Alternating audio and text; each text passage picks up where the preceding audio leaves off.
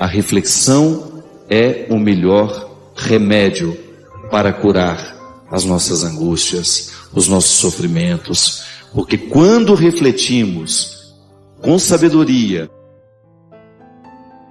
com equilíbrio, a gente tem uma possibilidade de expulsar de nós os sentimentos opressivos. O sofrimento, ele é produzido na nossa mente, né? Tudo aquilo que você sofre porque passa pelo seu pensamento. Eu sei que no dia a dia a gente costuma referir-se ao coração como a sede dos sofrimentos. Mas não, isso é apenas uma metáfora. O coração como lugar do amor, do sentimento, por causa de ser ele o centro da vida, né? É o coração que joga o sangue, que distribui o sangue para o corpo. Então há todo um significado. Mas é na mente que as coisas acontecem. É interessante porque às vezes o nosso sofrimento, ele é fruto justamente do nosso pensamento. Muitas vezes, não sempre, né? Você corrige o pensamento, você naturalmente corrige o sofrimento. Eu posso muitas vezes estar sofrendo porque eu estou interpretando uma realidade de maneira equivocada. Muitas vezes por um sentimento mesquinho, bobo. É igual quando você tem um ciúme infundado. O ciúme faz sofrer. Provoca sofrimento na vida da pessoa. O sofrimento é fruto de insegurança. O ciúme, ele nasce da insegurança que a pessoa tem. E às vezes a pessoa perde noites de sono porque está sofrendo enciumada. Que é aqui que a gente corrige, né? É na cabeça. E quando você começa a olhar para o outro de um jeito diferente, e você corrige dentro de você. E vai fazendo esse movimento bonito. Corrijo dentro de mim, naturalmente corrijo a maneira como lido com o outro. É na transformação das nossas mentes, é a partir da transformação da mente que nós podemos ser de fato cristãos. É a mentalidade que me move. Então é na nossa mente, é na nossa cabeça que todas as transformações podem acontecer. E é preciso estar muito atento para que essa mentalidade também passe pelo crivo do sofrimento. A gente começou falando, né, do Getsemane, esse momento da purificação de Jesus. A gente dizia que o Getsemane é aquela pedra que vai esmagar a oliva para que ela libere o azeite. A minha mente precisa passar pelo processo da purificação.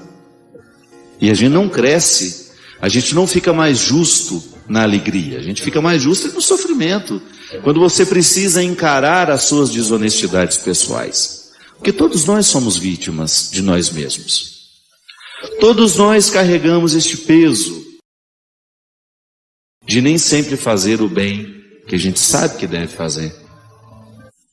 Então eu vou vivendo essa purificação, vou transformando o meu coração, a minha mente, à luz desse evangelho que me é exigente, que me exige mesmo diariamente.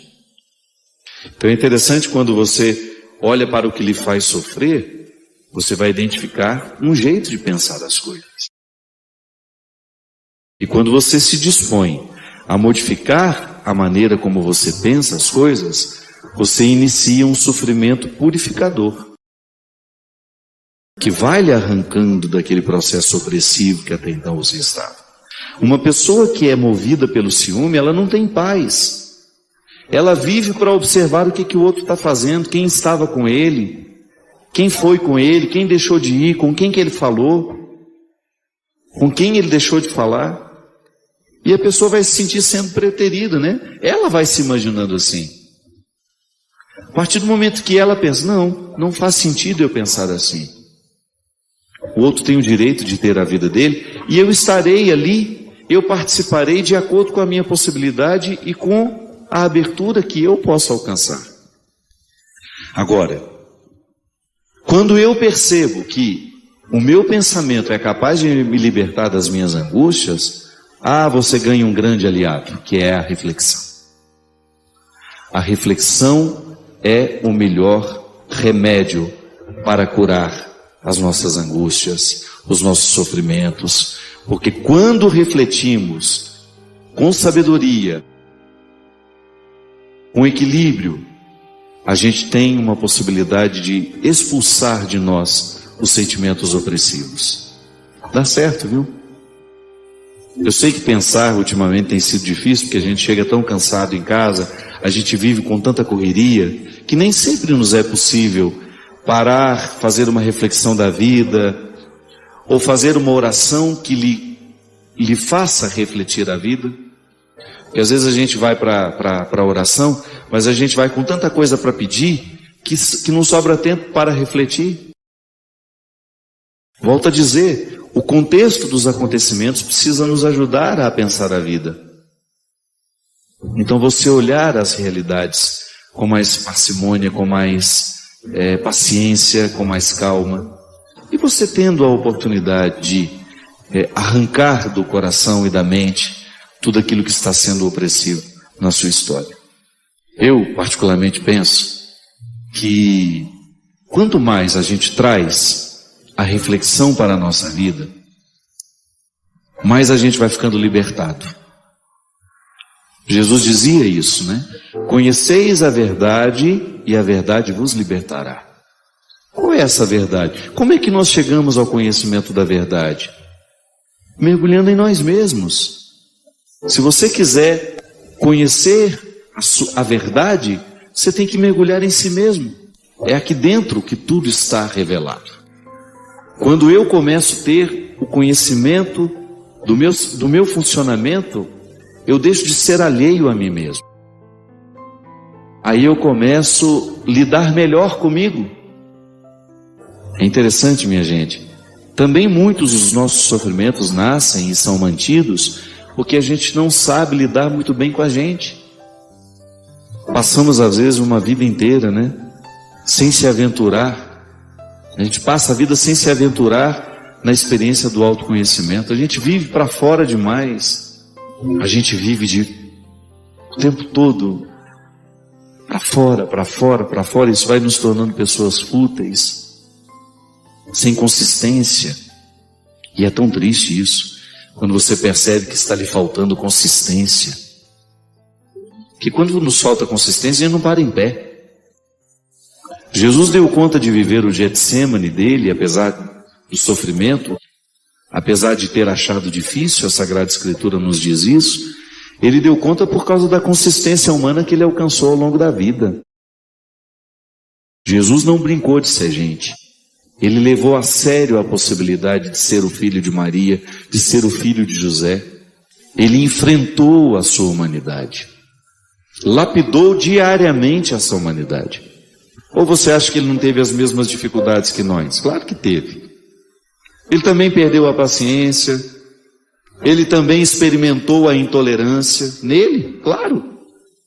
Mas foi ali, lapidando, entrando em consonância com a essência divina que lhe era inerente. Ele precisava administrar nele todas as suas possibilidades humanas para ele levar até o fim essa missão. E para ser capaz de convencer os que estavam ao redor. Porque isso é tão interessante a gente pensar também, né? Que essa coerência pessoal de Jesus é que deu a ele os seguidores que ele teve.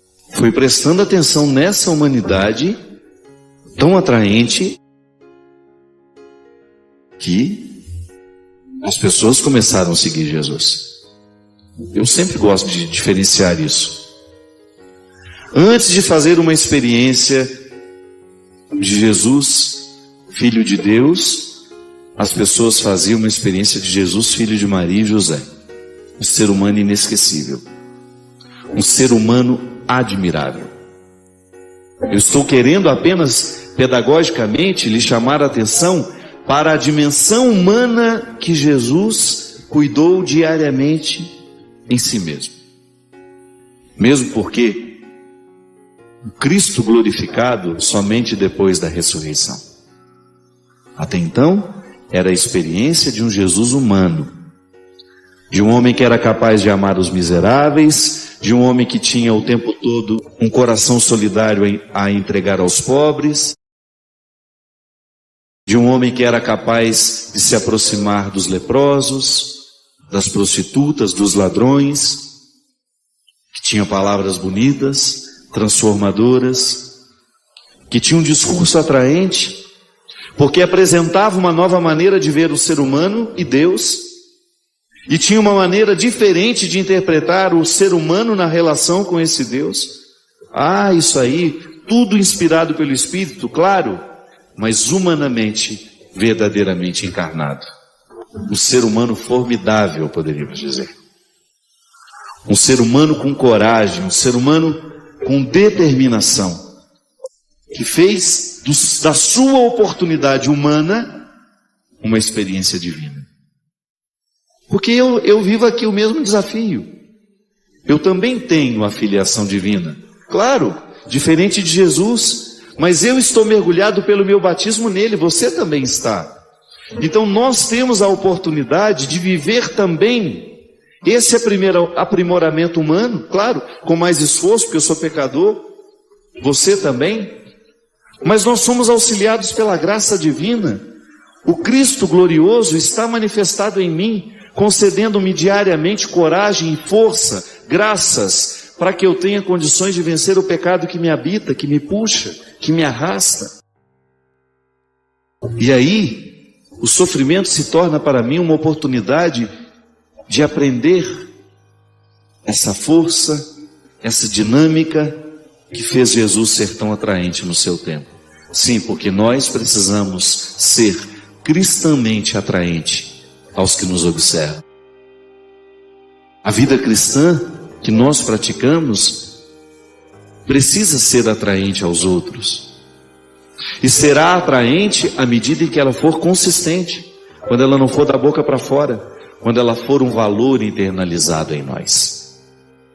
Quando ela for de fato uma maneira de pensar, um jeito de ser, que nos leva adiante, que nos faz estar no mundo e para o mundo, com a mesma missão que Jesus esteve. Claro, nós somos muito limitados, mas foi Ele mesmo que nos disse que nós podemos fazer as mesmas coisas que Ele fez. Nós também podemos expulsar o demônio do mundo, nós também podemos expulsar a injustiça do mundo, nós também podemos proclamar a verdade e estabelecê-la como uma regra de vida. Basta a gente ter disposição de sofrer toda vez que for difícil ser assim. Não ter medo do sofrimento que nascerá desta opção cristã. Sim, para eu ser cristão, eu preciso sofrer diariamente os desafios da vida cristã. Mas o fruto é muito bom, porque a gente se torna uma pessoa muito melhor a partir dessa luta.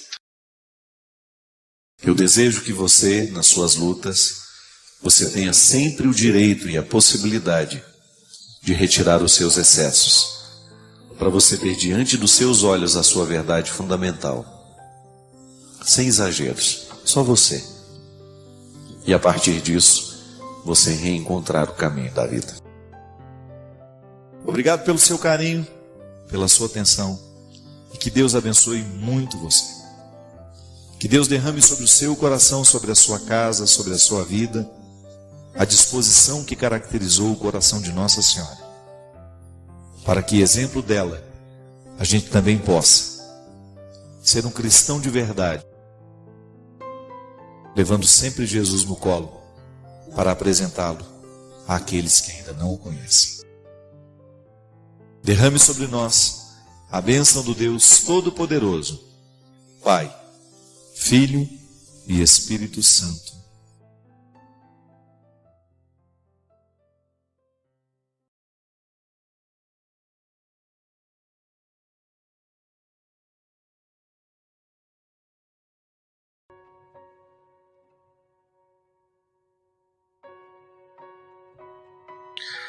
Padre Fábio, eu sou Graziele, hoje completei 26 anos de idade e preciso de uma direção espiritual.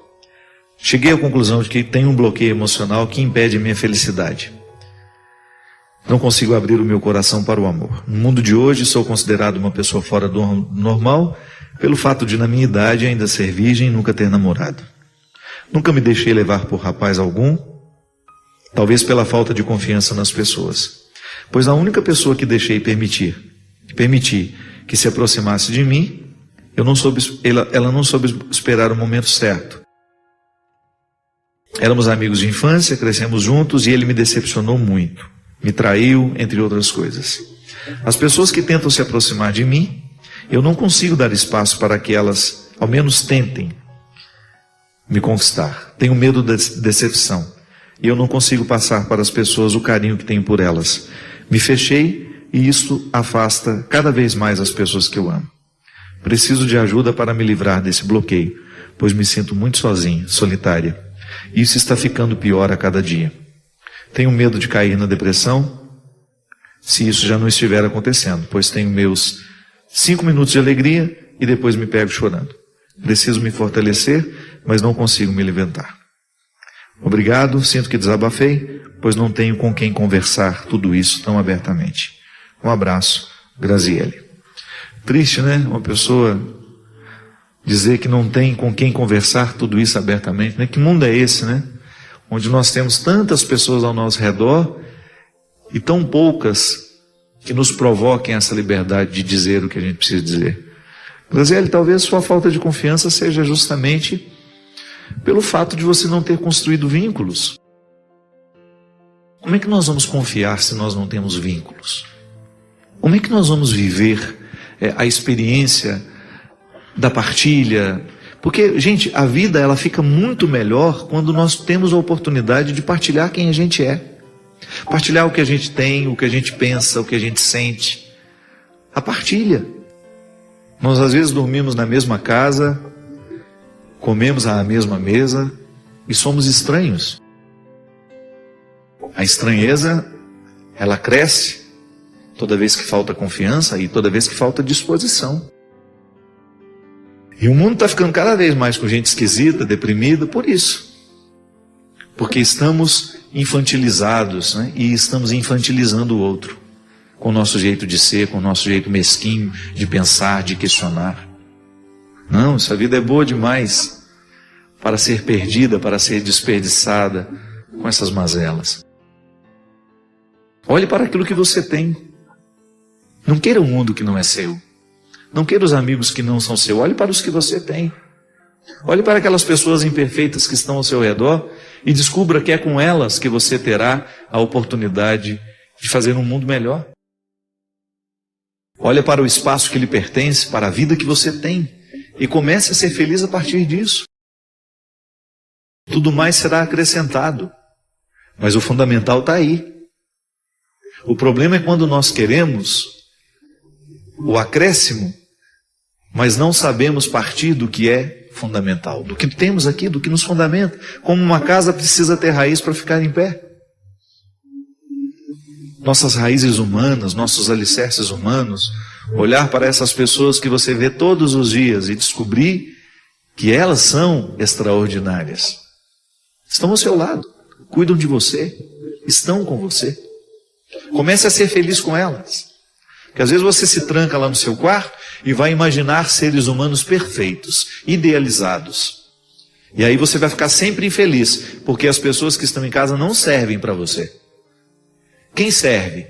O que está idealizado lá na internet, ou aquele que não existe, que só existe no seu sonho e na sua cabeça. Volta para a realidade. E descubra que pessoas reais, com defeitos, que você olha, que se encontra, que fazem parte do seu dia a dia, essas pessoas, elas são fundamentais na sua realização. É a partir delas, é com elas. É impressionante como hoje nós temos muitas facilidades de estar com o outro, mas nós temos muita dificuldade de encontrar o outro. As facilidades que nos aproximam nem sempre permitem a nossa intimidade. Pode observar, os recursos que nós temos hoje, é tão fácil você se deslocar e ir de um lugar ao outro. Você entra no seu celular e ali você tem 1000 pessoas querendo conversar também. Mas por que essas facilidades não geram os verdadeiros encontros? Porque o encontro, minha filha, Ele é construído aos poucos. E a primeira coisa que nós precisamos fazer para ter a oportunidade de encontrar alguém de verdade é abrir o nosso coração. É parar de pensar nas decepções que aconteceram, é parar de julgar as pessoas que nós encontramos, achando que elas são todas iguais àquelas que nos decepcionaram. E outra, e quem disse que a gente não pode se decepcionar? Eu me decepciono todos os dias. Às vezes eu me deparo com algumas manifestações de infantilidade, com pessoas que até então eu considerava maduras, através de um e-mail, através de uma coisa lá no Twitter. Eu falei, meu Deus do céu, não é possível. Será que essa pessoa que está conversando comigo aqui é aquela que eu considero madura para isso, para aquilo, me fazendo algumas vezes algumas perguntas tão descabidas, sabe? Que não... Você se decepciona. Mas você tem o direito de pensar que existem outras pessoas que poderão lhe proporcionar o que você precisa. Não é todo mundo que nos decepciona. E a vida vai mostrando sim quem são as pessoas. Elas se revelam sim aos poucos. As máscaras caem todas. As máscaras caem muito rapidamente. É só você dar a oportunidade de conviver. Agora, você vai sendo capaz de coletar no meio de milhões e milhões de pessoas as 2 ou 3 que você precisa para viver. Não basta. Não basta ter 1 milhão de pessoas se você não tem 2, 3 que você coleta lá e que você sabe, nessas aqui eu posso confiar. Essas aqui saberão me ouvir. Essas aqui não me cobrarão o indevido. Essas aqui estão maduras, ou estão pelo menos dispostas à maturidade. Que isso é fundamental, minha gente. A pessoa, se ela não estiver disposta à maturidade, ela será sempre um estrago na vida de quem passa por ela. Graziele, peça a Deus a graça, de que você tenha, e que você faça cair por terra todas as decepções que lhe impedem de encontrar hoje as pessoas. E já peça também um plus, viu? Você vai continuar se decepcionando, mas não é por causa da decepção que você vai desacreditar na possibilidade de ter pessoas boas ao seu lado. Numa fração de segundo, você passa pela vida de alguém, você cumprimenta, você recebe um sorriso, você oferece também, você ajuda, você é atendido, você atende. É assim, a trama da existência. Nós vamos nos misturando uns nos outros. E a gente se mistura tanto que depois a gente não sabe mais ser sozinho. Que Deus nos abençoe sempre mais na nossa capacidade de construir vínculos verdadeiros, nunca imaginados, mas reais. E a partir desses vínculos, nós descobrimos a graça do amor cristão.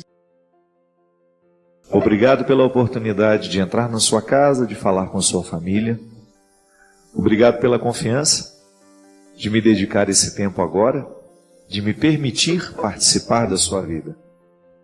A partir do momento que a gente deixa o outro falar com a gente, de alguma forma nós estamos abrindo as portas do nosso coração, da nossa vida. Eu espero, com a minha fala de hoje, poder lhe fazer uma visita de um jeito certo. Poder ter a oportunidade de ser padre para você, de falar daquilo que eu acredito, de ter a oportunidade de partilhar a minha vida, a minha verdade, as minhas realidades, os meus defeitos, as minhas qualidades, tudo aqui perpassando pelas minhas palavras, pela partilha que pretende ser este programa. Eu me recordo que quando eu dava aula, eu fazia na faculdade, eu tinha esse ofício de ensinar escatologia, que é é o braço da teologia que reflete sobre as realidades futuras, sobre a eternidade. Eu gostava sempre de salientar com os meus alunos que nós, como padres, toda vez que nós formos falar da morte, temos que falar sempre a partir do significado que ela traz para a vida. De nunca pensar como uma finalização, é apenas uma passagem. E falar dessa passagem, refletir sobre essa passagem, é a gente pensar na nossa vida, no nosso jeito como nós estamos vivendo. Aliás, às vezes eu identifico que o medo que nós sentimos da morte está diretamente ligada à nossa falta de qualidade na vida.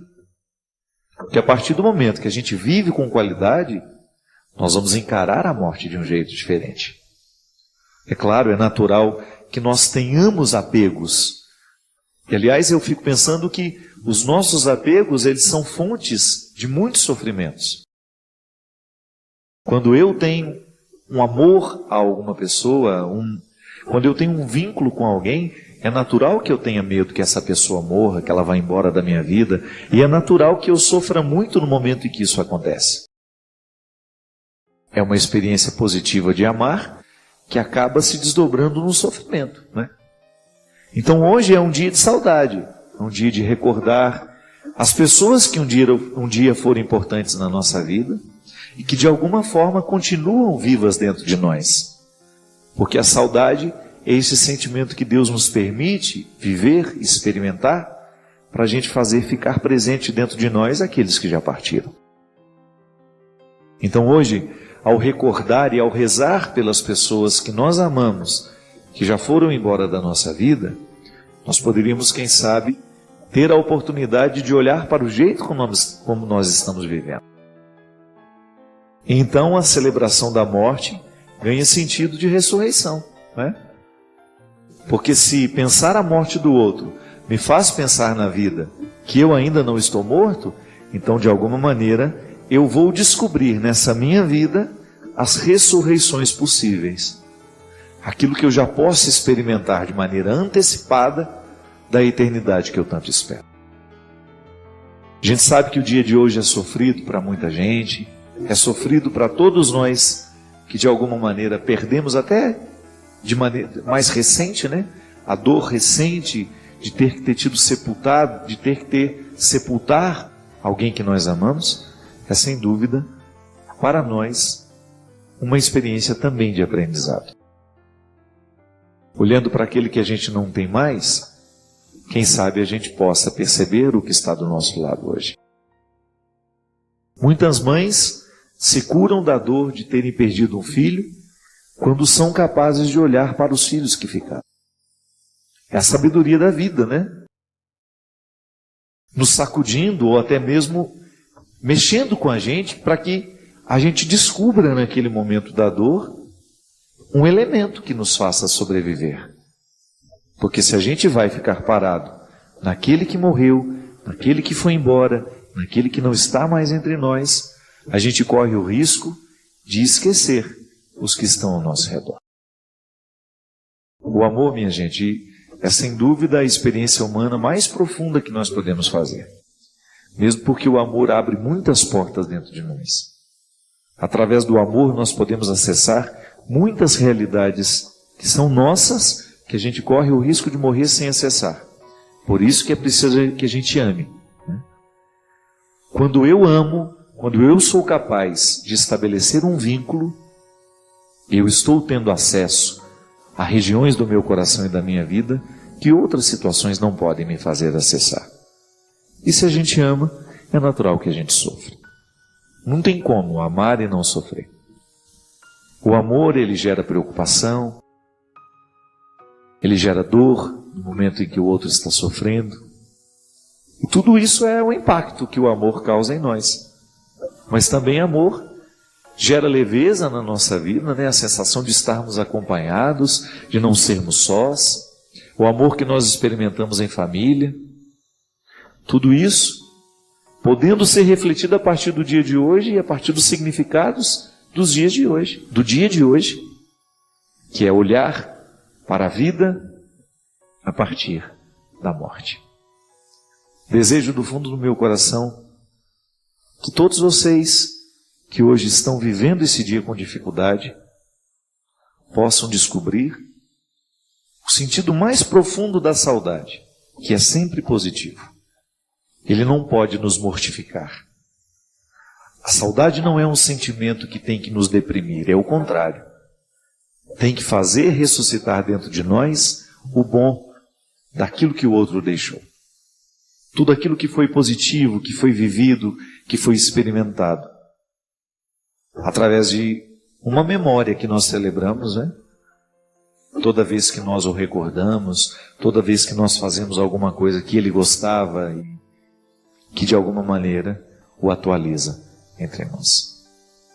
Deixar partir não é fácil. A gente sabe que a nossa tendência é sempre reter, não é? Mas não. A melhor forma de lidar com a morte é deixar que ela se concretize, que ela aconteça, sem que a gente também corra o risco de morrer junto. Não no corpo, né? Às vezes a gente morre nas alegrias, morre nas esperanças, porque a gente não soube administrar aquela perda, porque a gente não soube administrar aquela ausência. Que Deus abençoe muito você, que Deus lhe dê muita sabedoria para você também lidar com as suas perdas. Que o tempo todo a gente está perdendo. O tempo todo nós passamos pela experiência de perder. É inevitável. A vida é assim. Mas ao mesmo tempo, nós queremos aprender com aquilo que a gente perde. E é por isso que a igreja nos coloca na perspectiva da ressurreição, que é justamente dar um novo sentido, dar um novo significado para um momento tão doloroso que é a experiência da morte. Pode deixar o seu pedido de aconselhamento, mas também o seu pedido de oração.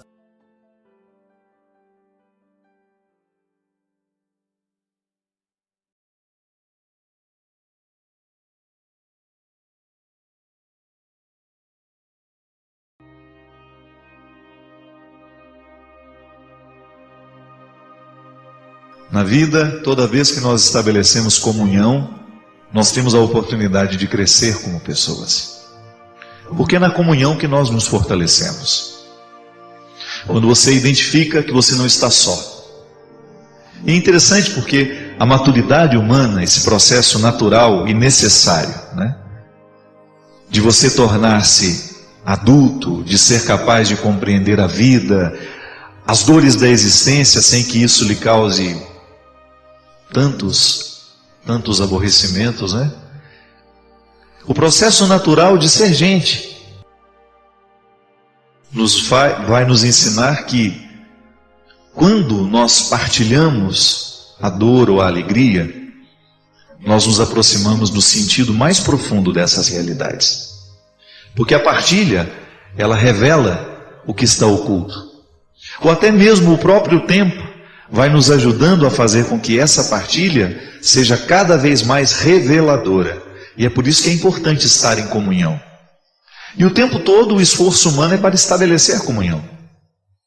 Quando queremos amar e ser amados, isso é comunhão. Quando queremos ter amigos, quando queremos companhia, ainda que seja para ir ao cinema, isso é comunhão. Diminui a orfandade, diminui a desolação que é tão natural da vida.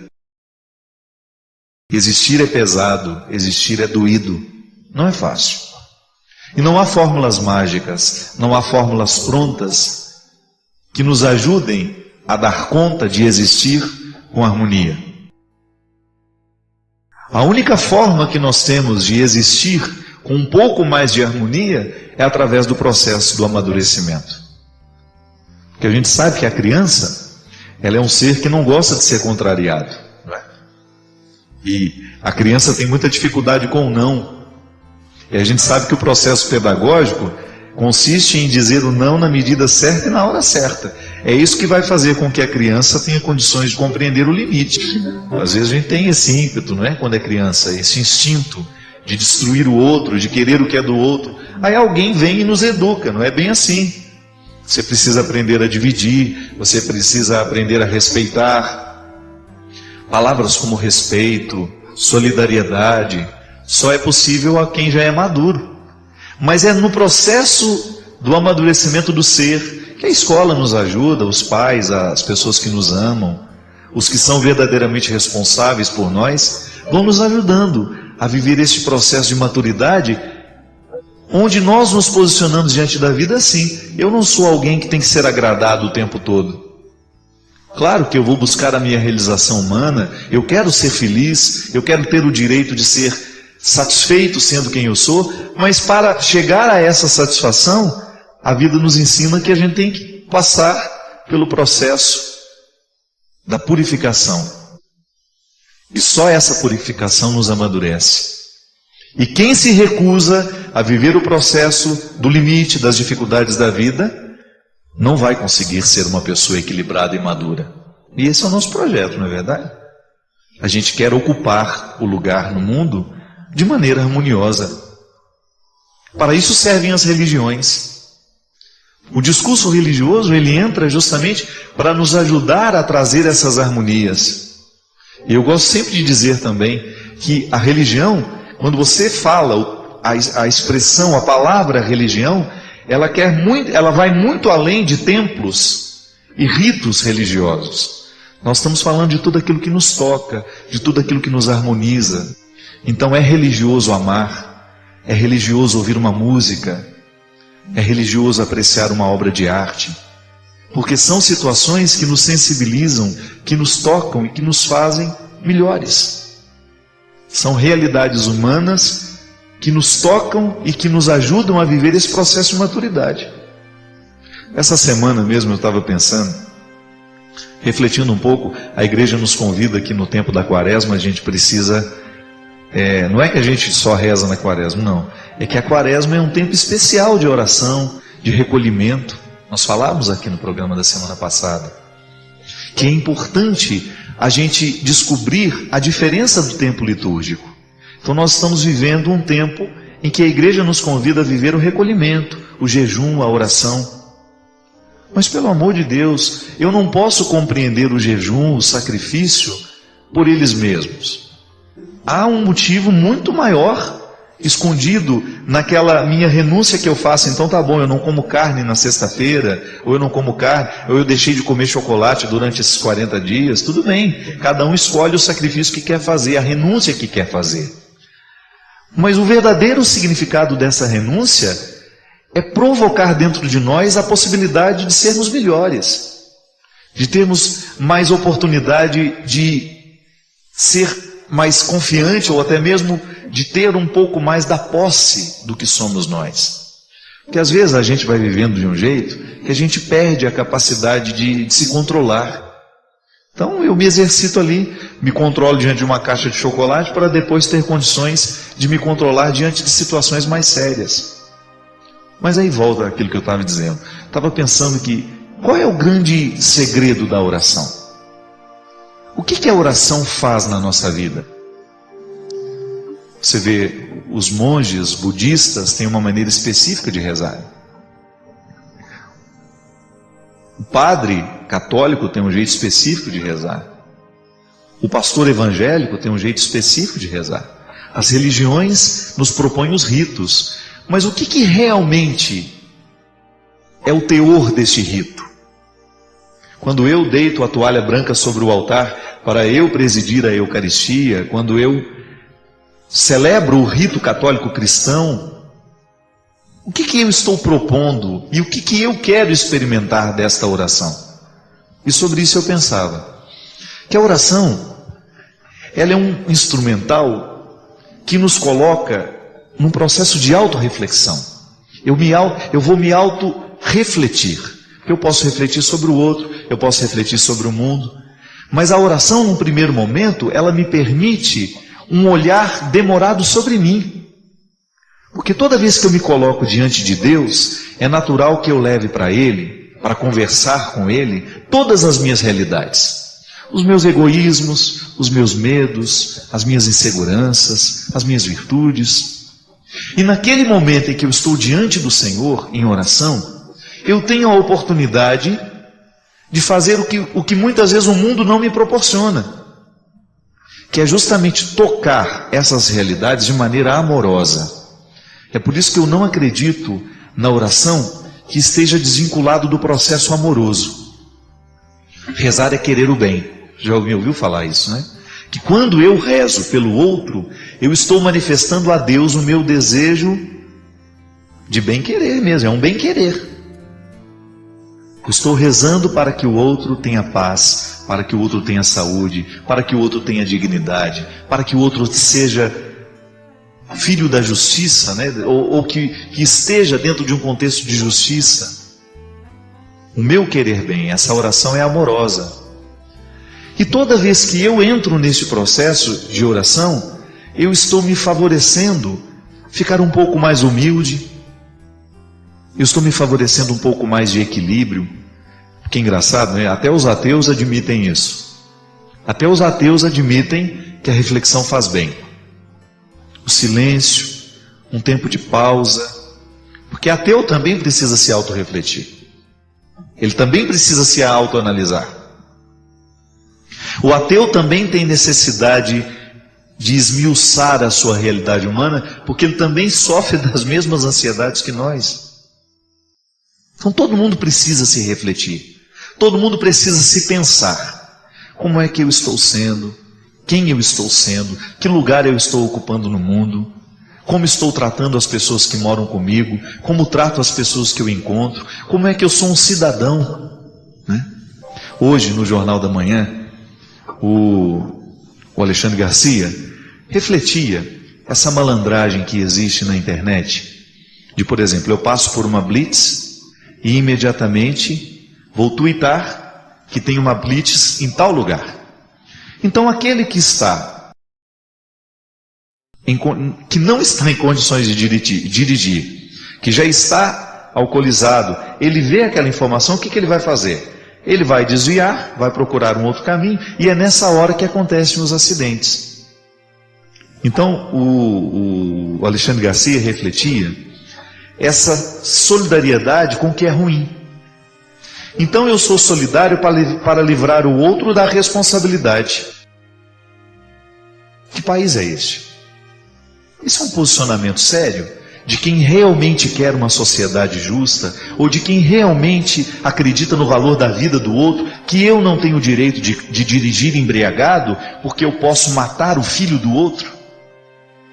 Você já imaginou se eu sou um alcoólatra, ou se eu vou a uma festa e não estou em condições de dirigir, e porque estou guiado por alguém que me diz onde tem blitz, onde não tem, eu me encorajo a pegar o meu carro e sair sem condições de dirigir, e poder matar uma família que de repente está voltando para casa? Você acha isso justo? E o jornalista refletia justamente sobre isso. Essa solidariedade com o que é ruim, com o que não é moral, com o que não é ético. Minha gente, nós precisamos pensar o tempo todo sobre isso.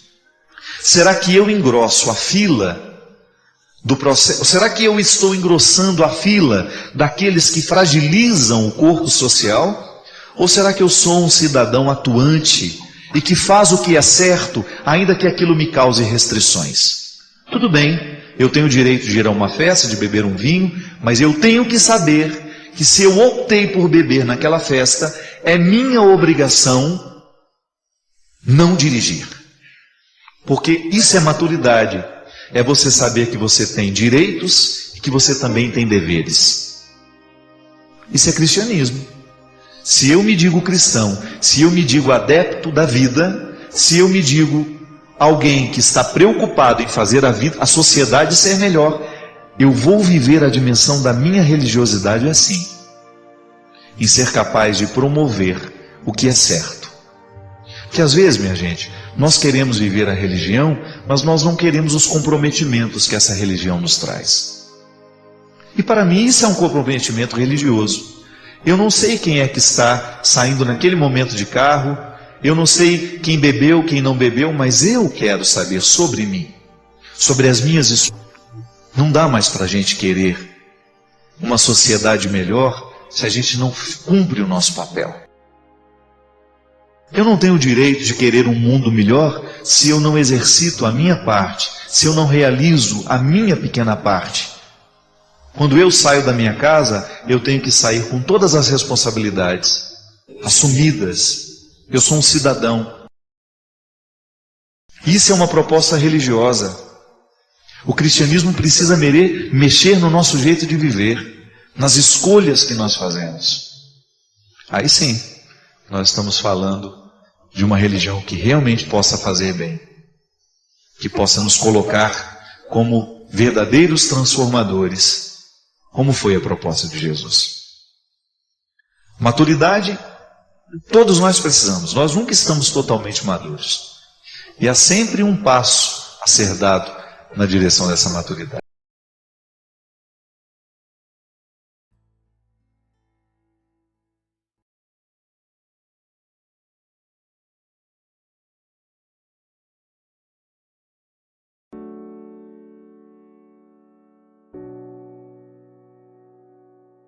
Aliás, uma ilusão que a gente alimenta que é natural na vida de todos nós é que as pessoas sejam sempre do jeito que foram em outros tempos da vida, né? Aliás, eu fico pensando que as amizades que são duradouras são aquelas que resistem a esses processos naturais de mudança. Se vocês tinham uma amizade que foi interrompida e retorna 3 anos depois, é claro que vocês não serão os mesmos. O que a gente precisa fazer, depois de um tempo como esse de distância, é reacomodar aquela pessoa a partir das diferenças que se estabeleceram com o tempo. É natural que a gente modifique. Eu, por exemplo, eu experimento isso o tempo todo, né? A minha vida muda muito. Um tempo eu estou aqui, outro tempo estou lá, e eu tenho muitos amigos, graças a Deus. Eu tenho conhecidos e amigos, né, pelo Brasil afora. Alguns são amigos de verdade, fazem parte da minha vida, sabem tudo que eu estou vivendo. Outros são amigos, mas não são tão íntimos assim. Eu encontro menos, tenho menos oportunidade de partilhar quem eu sou. Outros são conhecidos, ou são amigos de outros tempos, de 10, 20 anos atrás, que a gente foi perdendo contato, a vida foi nos distanciando. E é natural que quando a gente se encontre, a gente esteja modificado. E seria uma ilusão a gente pensar que vai estar tudo como era antes. Aliás, é injusto a gente querer que o outro esteja do mesmo jeito. É uma injustiça com o outro a gente esperar que ele venha a agir da mesma forma. E muitas vezes, Isaac, quando nós queremos que seja da mesma forma, a gente se priva do novo tempo que a amizade pode representar na nossa vida. Quando a gente começa a criar aquela necessidade de fazer o outro ser do mesmo jeito que ele era naquele tempo, a gente acaba perdendo a oportunidade de ter o outro como ele é hoje. Não é verdade? Muitas vezes, na nossa ansiedade de querer que o outro volte a ser quem ele era, a gente perde a oportunidade de ter quem ele é hoje, que a gente modifica. Veja bem você, tudo aquilo que aconteceu na vida dele ao longo desses 3 anos, que você não esteve presente, que você não viu, você perdeu um pouco o contexto do outro. Eu gosto de dizer que se você quiser verdadeiramente conhecer e compreender uma pessoa, entre no contexto dela. É igual ao conhecimento. Você não pode pegar uma frase, retirá-la do texto e querer entendê-la. Isso, do ponto de vista hermenêutico, é um crime. Todo texto pede um contexto. A pessoa humana também.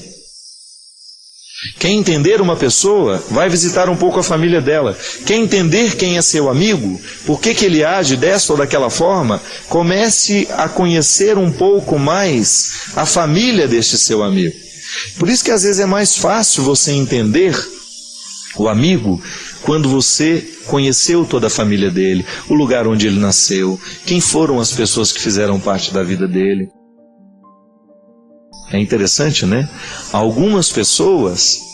De algumas pessoas nós possuímos o presente, mas outras possuíram o passado. Como é que eu posso amar alguém no presente desta vida se eu não tiver consciência que ele tem um passado que não me pertenceu? Chegou na minha vida agora e chegou trazendo uma história. O amor consiste nesta investigação positiva, né? Não é fazer, quero agora, vou fofocar, vou não. É um processo natural. Tanto é que faz parte da vida dos amigos contar o passado. Porque de alguma maneira nós estamos entregando para ele as chaves que nos abrem. Não é assim? Nós temos uma história. E não é para qualquer um que nós entregamos a chave da nossa história. A gente precisa confiar. E a amizade é um processo natural, onde você vai conhecendo o outro a partir do que ele manifesta, né? O outro é sempre um fenômeno diante de mim. Por que é um fenômeno? Porque ele é manifestação. Um dia você conhece o que ele tem de melhor, um dia você conhece o que ele tem de pior, e você vai juntando tudo isso. Você começa a saber como é que ele reage quando ele está com medo, quando ele está inseguro, como é que ele se mostra corajoso, como é que ele reage no momento que você está precisando de segurança, no momento que você chora, como é que ele reage diante do seu choro. O amigo é um aprendizado constante. O amigo é um território que você vai desbravando aos poucos, né? E junto. É aí que você vai identificando. É aí que você vai reconhecendo o tanto que deste território você já pode dizer conhecedor. Já chorou com ele? Já alegrou-se com ele? Já se desesperou com ele? Já sonhou com ele? Já ficou desempregado com ele? Já teve dinheiro com ele? Já esteve quebrado com ele? Não é assim? São 3 anos, meu amigo. São 3 anos que você ficou fora. E talvez podem ter sido anos que modificaram demais a pessoa. Porque às vezes a vida é assim. Você tem aquele marasmo, aquele período, e de repente 1 ano é fundamental para influenciar radicalmente o jeito de ser daquela pessoa. Por exemplo, na minha vida, o ano de 1991 foi um ano definitivo. Mudou muita coisa na minha história. Foi o ano que eu saí de Minas Gerais, que eu fui morar em Santa Catarina. Foi o ano em que morreu o meu pai. Foi o ano em que os meus amigos, que até então eu tinha próximo de mim, ficaram distantes. Foi um ano em que eu passei inteirinho sem ver a minha mãe. Fiquei 1 ano e meio sem ir em casa. Veja bem, quando eu volto um ser humano modificado. Porque foi um ano intenso. Foi um ano de muitas realizações.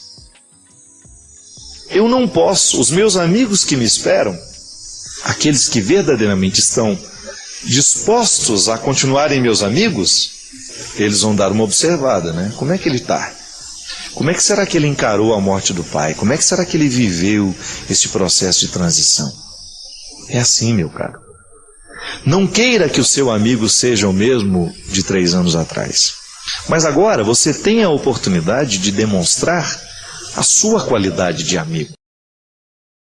Porque a nossa capacidade de ser amigo precisa o tempo todo ser adaptada, ser modificada, ser melhorada. E isso é bom demais, você saber que ao longo da vida você tem a oportunidade de aprimorar a sua capacidade de amar. Isso é uma urgência, aprimorar o nosso jeito de amar. Aprimorar o nosso jeito de lidar com as pessoas. Porque esse é o nosso cartão postal. O que conta a nosso respeito? O que verdadeiramente transforma, né? O que verdadeiramente conta na nossa existência? É a maneira como nós lidamos com as pessoas. Uma pessoa dá ou menos certo, dá mais certo, dá menos certo, à medida em que ela é capaz de articular o que ela é com aqueles que estão sendo ao redor dela. Uma pessoa faz mais sucesso, uma pessoa dá mais certo, uma pessoa galga mais espaço, uma pessoa alcança mais conquistas, toda vez que ela sabe articular bem quem ela é. E eu ousaria dizer aqui que ser está diretamente ligado, a qualidade do ser está diretamente ligado à capacidade de amar. E amar não é outra coisa senão você articular o tempo todo aquilo que você é com aquilo que o mundo está sendo ao seu redor. É aí que a gente é amigo, não é? Você vai se transformar numa pessoa atraente para os outros à medida em que o outro percebe que você está articulando bem aquilo que você é com aqueles que estão ao seu redor. A gente quer ficar perto de quem faz isso com a gente, de quem se articula bem e de quem nos articula bem no seu jeito de ser. Porque a gente se enriquece, a gente cresce humanamente falando. Eu particularmente gosto, eu quero estar perto das pessoas que me articulam melhor. É uma questão de bom gosto, né? Eu quero estar ao lado de pessoas que me façam crescer. Mas toda vez que eu quero também exercer o mesmo na vida das pessoas, eu preciso ter essa sensibilidade. Olhar para ela, percebê-la que ela tem um contexto, que ela tem uma história e que agora está passando pela minha vida. A dinâmica é essa. Não tem outro jeito. O tempo todo passa pela nossa vida pessoas que nós nunca vimos, que nem imaginamos quem são. Esse é um mistério humano. Ou então pessoas que nós já sabemos quem são, mas quando a gente olha direito, a gente percebe que já estão modificadas. E esse é o desafio, minha gente. Nós continuarmos estabelecendo esses laços para que eles sejam cada vez mais duradouros. Porque isso faz diferença na nossa vida, Isaac. Quando você sabe que no agora da sua vida, você, graças a Deus, pode contabilizar amigos de 10, 15, 20, 30 anos. Quem tem amigos antigos sabe do que eu estou falando. Quem tem amigos antigos sabe muito bem do que eu estou falando agora. Você saber que existem pessoas que lhe conhecem, que sabem dos seus... Eles são conhecedores da sua história, do seu contexto. Isso é muito rico. E sabe por que eles sabem? É porque eles souberam viver o tempo novo, é porque eles souberam viver as modificações, é porque eles não exigiram que eu fosse quem eu não era mais. É muito ruim quando na vida você percebe que o outro está querendo que você seja quem você não é mais. Mas também é muito gratificante quando você percebe que o outro notou que você está modificado. E mesmo modificado, ele integrou, reacomodou você na vida dele. Aí você se sente seguro. A vida me levou, eu fui modificado pela vida, mas eu ainda continuo podendo voltar no coração de muita gente. Não sei, não posso estar errado, mas eu acho que essa é a riqueza que vale a pena. Mesmo porque todas as outras só têm graça se a gente pode dividir com quem a gente ama. A riqueza que verdadeiramente vale nos dias de hoje é essa.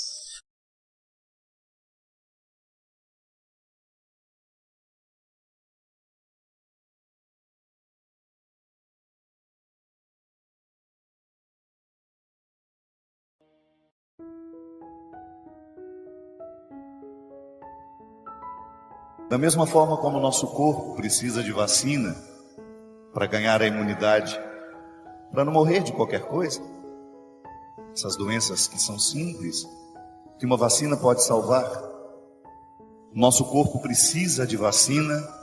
Desde quando nós somos crianças, a gente vai começando a ganhar a imunidade.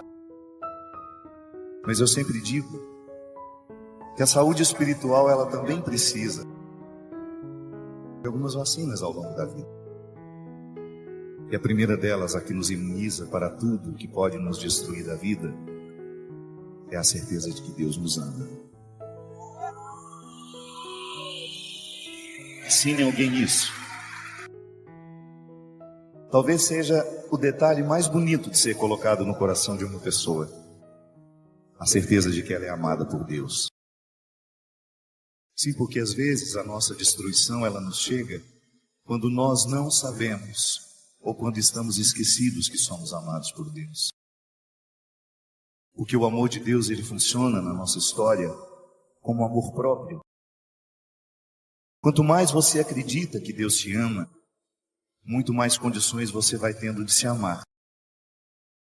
E quem se ama tem a imunidade mais poderosa contra as ciladas do inimigo. O diabo não pode fazer muita coisa num coração que se ama e se respeita. Pode observar. As destruições que o diabo oferece, elas sempre encontram espaço para crescer em pessoas em que não estão se amando, que estão vivendo um processo de desrespeito pessoal.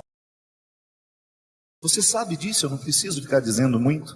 Basta você revirar algumas páginas passadas da sua história E você vai ver o quanto você se tornou um alvo fácil para os diabólicos de plantão, no momento em que você não se amava, que você não se respeitava. E nessas mesmas páginas que te mostram o quanto você foi um alvo fácil para o diabo, nas situações diabólicas que existem pelo mundo o tempo todo, você também vai descobrir como você foi forte para dizer não àquilo que lhe destruía, porque a sua dose de amor próprio estava em dia. É por isso, minha gente, que a nossa vitória passa o tempo todo pela experiência de sermos perdoados. O perdão é a dinâmica da maturidade. Ele está no eixo da maturidade espiritual, da maturidade emocional, porque é quando a gente se perdoa daquilo que a gente não soube viver, que a gente se prepara para um novo tempo. Como nascer de novo. Toda vez que você perde tempo, esquecendo do valor que você tem, toda vez que você passa uma boa parte da vida se acusando daquilo que você não soube fazer certo, daquilo que você não acertou, Deus perde a oportunidade de cuidar do seu jardim. É tão importante você ter coragem de acreditar nisso. Eu sei que é difícil. Você acha que eu também não enfrento esse desafio todos os dias? Eu olho para mim, eu sei o tanto de defeitos que eu tenho, quantas fragilidades moram aqui. E acreditar que Deus me ama não é fácil. Eu já guardei tantas informações desagradáveis sobre mim que me chegaram pelos outros. Eu fui tão machucado pela vida, eu fui tão machucado pelas pessoas, e eu sou essa mistura de tudo isso. Eu preciso acreditar que Deus me ama, mesmo eu sendo tão fracassado em tantas coisas, e acreditando no fracasso que chegou à minha vida, porque outros me acusavam disso o tempo todo. Eu sempre gosto de dizer isso. Eu tenho uma profunda identificação com aqueles que não entram pela porta da frente, porque eu nunca pude entrar pela porta da frente. Eu também nunca fui muito acreditado. E não estou dizendo isso aqui para me lamentar, não. Estou apenas dizendo que se hoje Deus me coloca num meio diferente para estar com pessoas diferentes, é porque eu fui achado da mesma forma. E seria uma incoerência da minha parte não ter um profundo respeito por todos os que passam pelo meu caminho, por mais diferentes que eles sejam de mim, porque eu também um dia fui achado por Jesus assim, na beira da estrada. Eu não estava no caminho principal, eu estava na beira da estrada. E desde então eu descobri que o meu sacerdócio é andar pela beira da estrada, lá onde eu também fui achado, porque há tantos como eu, necessitados de serem olhados nos olhos e de receberem essa notícia, que Deus ama, que Deus não se cansa de amar, que não há nenhum erro que nós tenhamos cometido na vida que possa retirar-nos da certeza do amor de Deus. Não há nada. E eu tenho consciência que a minha espiritualidade consiste em acender naqueles que estão cansados chama de um novo tempo.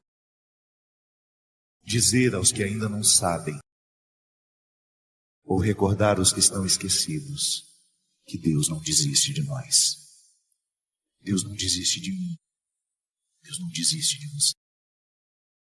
E eu sei que às vezes nós ficamos desistindo de nós.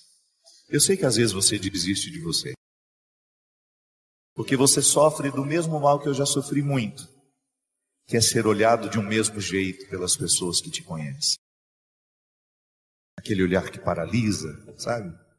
Aquele olhar que diz, ixi, eu já sei como você é. Isso é terrível. Às vezes nós precisamos a chance, apenas de uma chance, de um olhar que nos olhe como se fosse o primeiro dia de nossa vida. Às vezes é só isso que nós precisamos. Quebrar a força dos olhares que nos viciam naquilo que nós já sabemos de nós. É tão cruel você encontrar pessoas que ainda não chegaram ao melhor de si, porque elas estão numa ambiência desanimadora. Elas estão cercadas de pessoas que olham para elas de um mesmo jeito. de um jeito viciado, paralisante. Por isso que às vezes é bom você sair de casa e vir passar um final de semana aqui, para você descansar um pouco dos olhares que te olham de um mesmo jeito. E aí você tem um poder evangelizador maravilhoso, que é a sua capacidade de olhar. Sempre gosto de dizer isso, minha gente. O primeiro gesto evangelizador, nós que somos cristãos, não é dizer nada ao outro, é olhar para ele. Porque o que faz o outro ficar à vontade diante de nós, não é o que a gente diz, mas é a maneira como a gente olha. Eu sei muito bem se sou bem-vindo, não é quando o outro me diz seja bem-vindo, porque pode ser que a palavra esteja dizendo uma coisa e o olhar dizendo outra completamente diferente. Era o que Jesus fazia. Às vezes Jesus não tinha tempo de dizer uma palavra para aquela pessoa, mas ele podia olhar. E o olhar dele era sempre um olhar renovador. Um olhar que colocava coragem em quem o recebia. Um olhar que desafiava tudo aquilo que aquela pessoa já havia encontrado de si. Um olhar que quebrava o poder viciante dos olhares que paralisam, que nos amedrontam e que às vezes nos fazem pensar que só podemos ser essa pequena porção que já achamos de nós mesmos. Você é muito mais do que você já achou de si. Você está apenas começando. Você está apenas começando. Ouse acreditar. Ouse acreditar que o melhor que há em você ainda não veio à tona. Ouse acreditar que hoje o olhar de Jesus é para você, que já está desanimado de si, que coleciona fracassos, que coleciona decepções. Ouse acreditar que hoje esse olhar é para você. Ouse pensar que tudo isso aqui foi colocado, foi pensado, para que nessa noite você fosse visitada pela certeza do amor de Deus por você.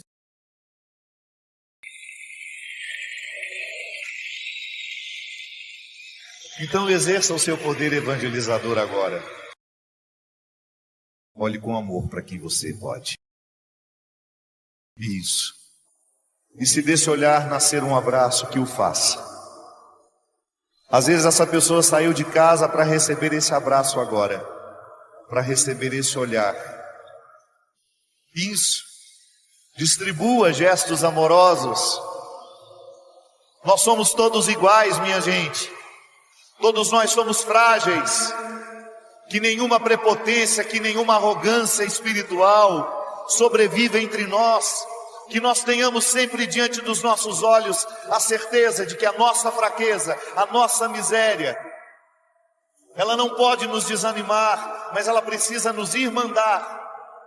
Eu, quando sei que sou fraco, eu preciso olhar para aquele que está do meu lado com misericórdia, porque eu sei que ele enfrenta as mesmas fraquezas que eu. Muito embora eu, movido pela arrogância, eu tenho uma facilidade imensa de condenar no outro aquilo que eu não suporto em mim. Às vezes, por causa de uma vaidade espiritual, eu tenho uma facilidade imensa de gritar as fraquezas do outro, porque na verdade estou querendo sufocar as minhas. Às vezes tenho uma facilidade imensa de condenar naquele que está fora de mim, porque condenando, julgando pedra, é uma maneira que eu tenho de me esquecer, ainda que por uns instantes, que eu sou capaz de cometer um crime muito pior que ele. Não. A nossa fraqueza não pode nos colocar arrogantes. A psicologia nos ensina que onde existe insegurança, lá existe agressividade. As pessoas mais agressivas são as mais inseguras, porque a agressividade é uma forma que elas têm de sobreviver. Mas nós não vamos nos render a isso. Eu não vou parar no rosto agressivo. Eu não vou ter medo da agressividade de ninguém. Eu vou oferecer o meu amor. Eu vou oferecer aquilo que eu sei que já está curado em mim. Porque não há uma maneira mais honesta de viver o Evangelho senão partilhando aquilo que eu recebo todos os dias. Eu recebo perdão, minha gente. Eu recebo misericórdia. Eu sou um filho da fraqueza, mas eu também sou um filho do céu. E eu não me canso de oferecer isso a quem passa por mim.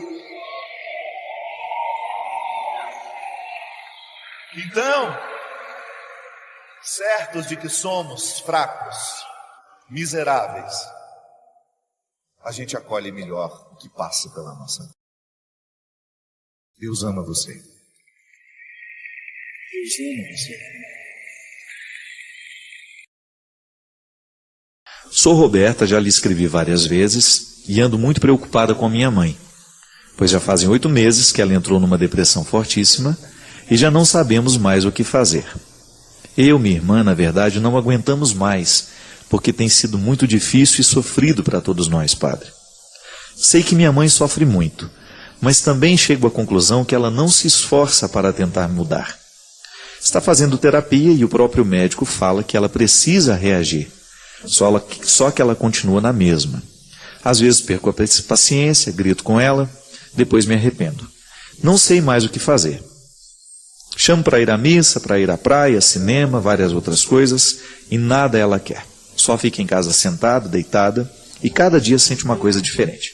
Dor de barriga, dor de cabeça. Outro dia ligou aflita dizendo que os olhos pareciam pular, como se tivesse uma pressão alta no olho, né? Enfim, tem sido muito pesado, padre. Sei que Deus não nos dá um fardo que não podemos carregar, mas está bastante difícil, e gostaríamos de pedir que o Senhor pudesse nos dar uma ajuda com sua palavra. O processo da depressão precisa ser tratado com muito cuidado, minha filha. Nós já falamos aqui muitas vezes sobre isso, né? Primeira coisa, o paciente de depressão, ele precisa ser muito respeitado.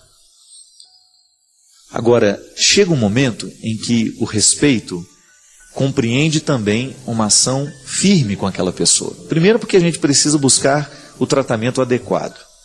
Existem depressões que são frutos, são resultados de um processo químico, de uma desorganização.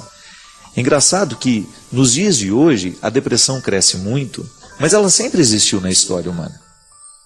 A gente tem essa depressão e hoje existe muitos casos mesmo, que a gente chega à conclusão que eles são resultados de um jeito estranho que nós estamos vivendo, de um jeito de viver, que está diretamente ligado à nossa alimentação, que está diretamente ligado aos nossos hábitos.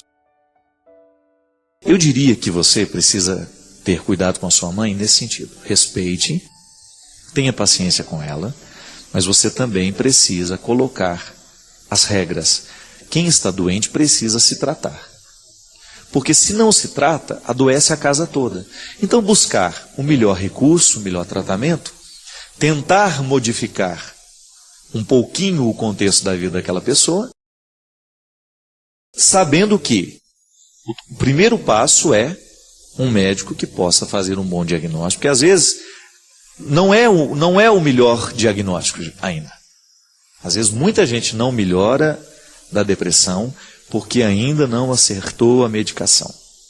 Infelizmente, minha gente, eu particularmente penso que nós não podemos ficar com um diagnóstico só. A gente sempre precisa buscar uma segunda opinião. É importante a gente ter essa segunda opinião.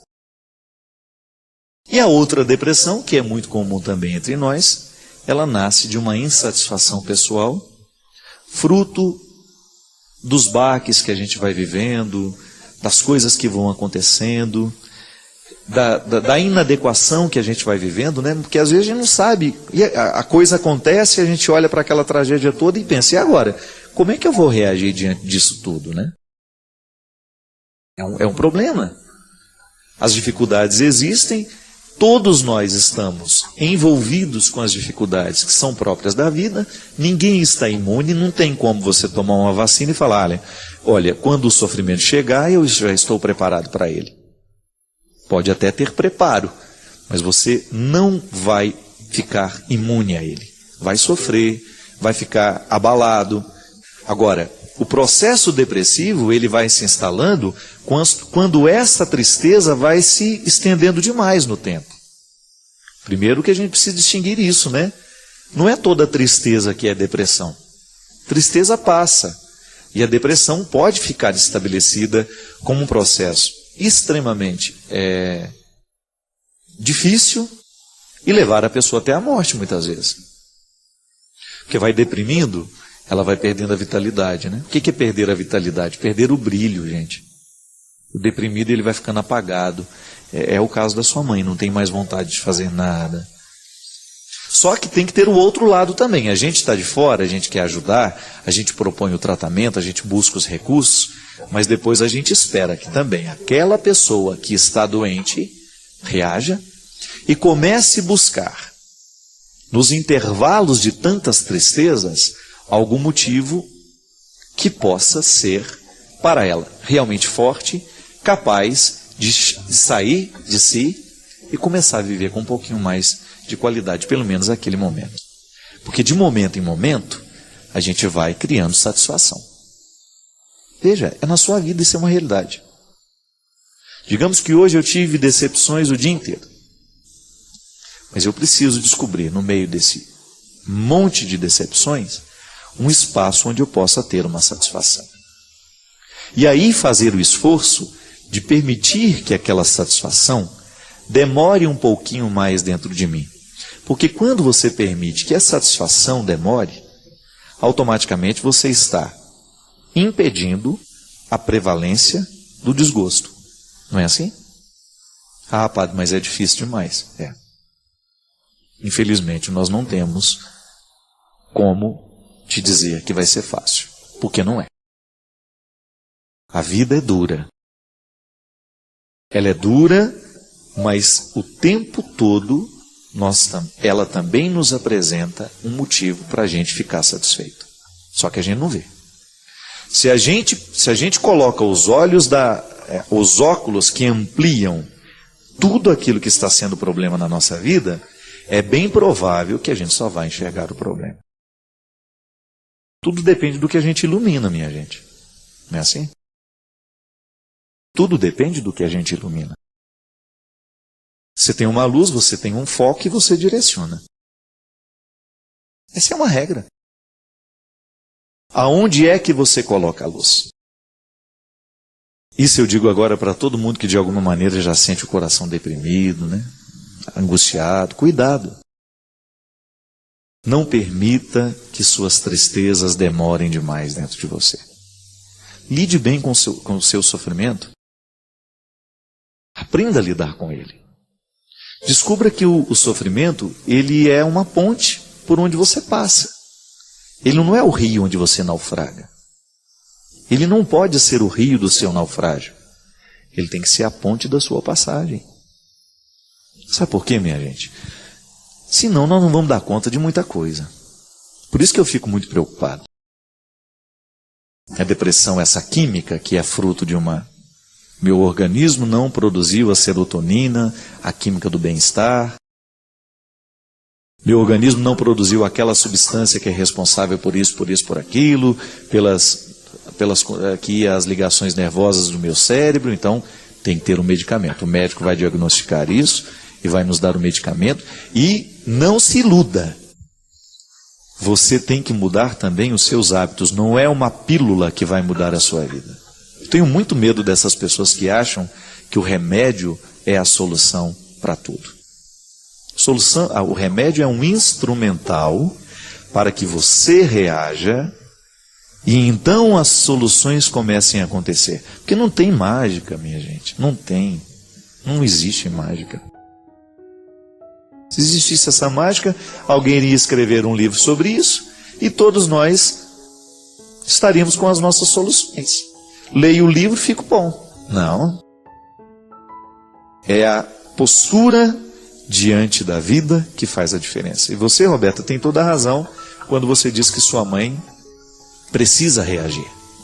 Ela precisa estar bem medicada e ao constatar que já está com o medicamento certo, ela vai começar a reagir. Então é o momento dela agir, reagir, né? Já está reagindo. É o momento de mudar um pouco a estrutura de vida dela, começar a colocar um pouco mais de satisfação, de pensamento positivo, para que possa superar. É nessa hora que faz muita diferença crer em Deus, é nessa hora que faz diferença viver em Deus. Por quê? Porque quem tem essa dimensão da fé dentro do coração, sabe disso, por intuição, que Deus não nos deixa esmorecer.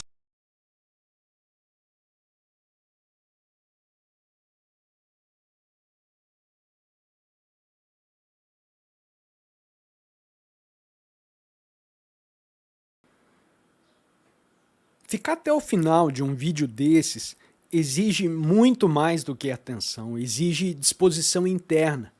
E se você teve isso, eu só posso te dizer que você está no lugar certo. Deixa aí, se você quiser, nos comentários a sua cidade, o seu país, e dá uma olhadinha na descrição, dá uma explorada nos links aí, que com certeza você vai achar algum material que vai te ajudar. Valeu, um grande abraço e até o próximo vídeo. Tchau, tchau!